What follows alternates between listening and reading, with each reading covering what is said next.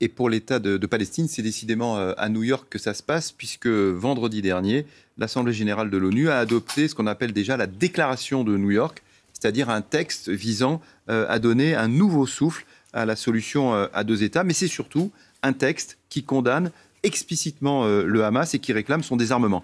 Alors ça ne plaît pas malgré tout à Israël, qui a qualifié cette résolution de honteuse.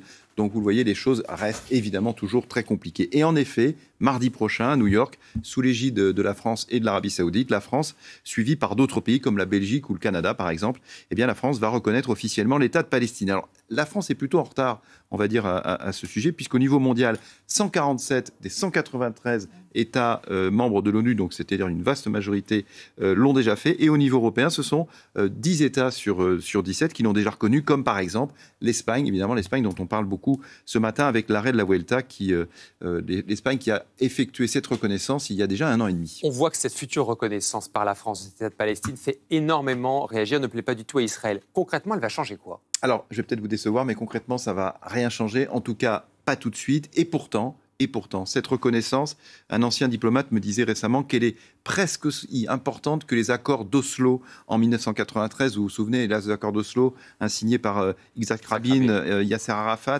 et Bill Clinton. C'était des accords historiques qui auraient pu mener à la paix. C'est ce qu'on croyait en tout cas à l'époque. Et malheureusement, on connaît la suite. En tout cas, ce qui est certain, c'est que cette reconnaissance par la France est un symbole d'une très grande force politique, mais pas seulement.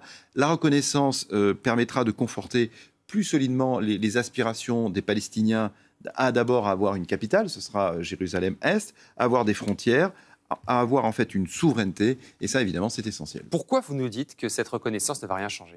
Alors j'ai dit ça, c'est vrai, donc je l'assume, mais dans les relations internationales, malgré tout, comme en politique intérieure d'ailleurs, le symbole, c'est une force à lui seul, parce que c'est important, parce que ça peut mettre les choses en mouvement. En fait, ce qui sera difficile, c'est l'instauration, j'ai envie de dire, sur le terrain de l'État de Palestine. Pourquoi ?